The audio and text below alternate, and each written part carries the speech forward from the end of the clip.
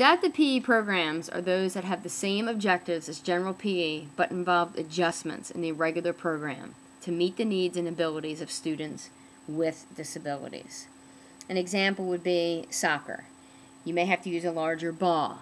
You may have to extend the sidelines. You may have to adjust the rules. Basketball, you could actually have a game without playing defense. Softball, you would have to use a tee. Or you could have no strike baseball, where until the child or the student makes contact with the ball, you just continue to play. Some examples, as I just gave, include modifying equipment, modifying the rules of the game, or providing peer assistance. You may also have to modify the environment, which could be the field, the court, making it larger, smaller, adding cones, adding colors for the child to see. The purpose of the modification is to allow the child to be included in the general PE class with peers who do not have disabilities to the greatest extent possible. So no longer are we having the child stand on the sideline or sit on the sideline in the wheelchair being the scorekeeper or keeping the time, but we're including this child with disabilities in school PE and in sports programs. Community sports programs. Well, in 1948 was the first organized sporting event for the people with disabilities. It came from Dr. Ludwig Gutmann. He incorporated wheelchair sports into rehabilitation of war veterans. It wasn't until then again in 1973, with the Rehabilitation Act, that passed prohibited discrimination in recreational programs on the basis of disability. So if a child or an athlete had a disability, they could not be discriminated against and not included in any type of recreational program based upon whatever their disability was. Then, the American Disabilities Act of 1990 opened the doors for non-discriminatory participation of individuals with disabilities in all aspects of public life, including recreational activities. There still remain some barriers in some schools and some communities. Some of the problems are the number of children with disabilities in some areas may be limited to 1 or 2, so they have not developed programs. Programs may be too far for people to get involved with or participate in. So that's where local programs need to continue to grow. Help with schools, rec centers, and maybe YMCAs will definitely help with this situation. And I'll talk about that a little bit more shortly.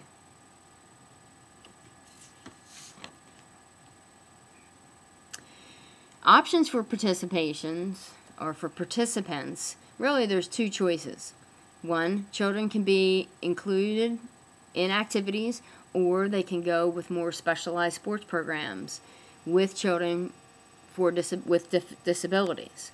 So, for example, if a child wants to join a Challenger Baseball League, he will be included possibly in the regular non-disabled setting with other students, or he may go with a more specific sports program if he's in a wheelchair and start learning the basic skills of wheelchair basketball, where every child there has a disability. And it's a very sport-specific and disability-specific program.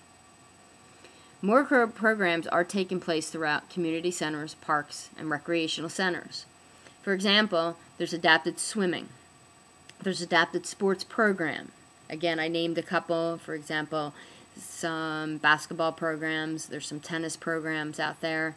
There are softball, baseball programs. More adapted playgrounds are being built, where there's ramps, where there's lower bars, where there's lower rings, where more of the disabled children can reach. There's wheelchair accessible playgrounds. There's ball ramps for bowling alleys for the disabled student to participate in.